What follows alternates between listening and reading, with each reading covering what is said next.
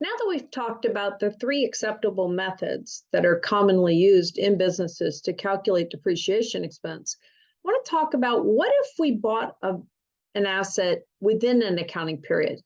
I mean, it was nice and easy when we had the whole accounting period, but what happens if we buy it during an accounting period? So we're going to use the straight line method. And suppose that the company bought the truck on September 21st instead of on January 14th.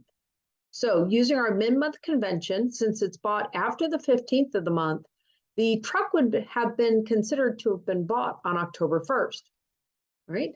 So using our straight line method, it says that cost minus residual value equals divided by estimated useful life in years gives us a full year's depreciation.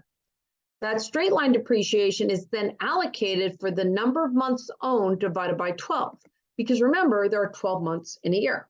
So we know that our depreciation that we calculated back under the straight line method was calculated as 34,000 minus 6,000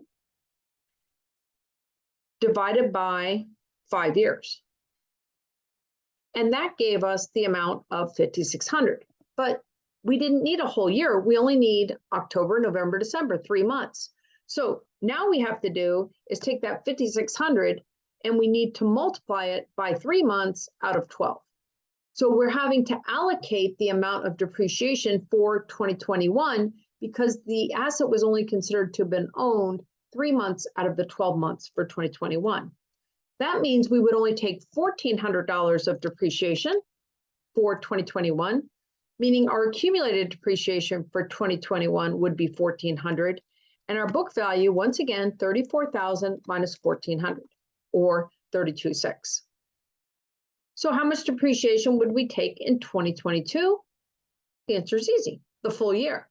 So we would take the full 5,600 because we owned it for the whole year in 2022. Only 3 months in 2021, but a full year in 2022. 5,600 and 1,400 is 7,000.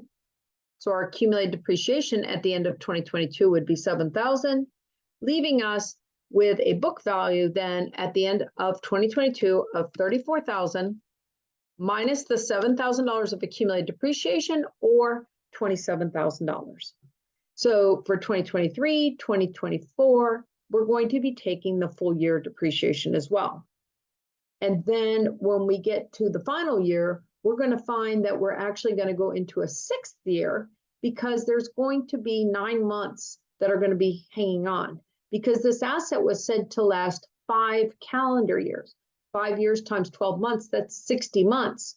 If we only took 3 months in the first calendar year, then we take 4 full calendar years. That only gives us 4 1/3 years. We have to take those final 9 months in the 6th calendar year, but we're still not exceeding the 60-month estimated useful life. So partial year's depreciation, you have to calculate the depreciation for the year and then allocate it based on the amount of time that applied to the accounting period. Next session, we're going to talk about how to calculate gains and losses when we dispose of a long-term asset.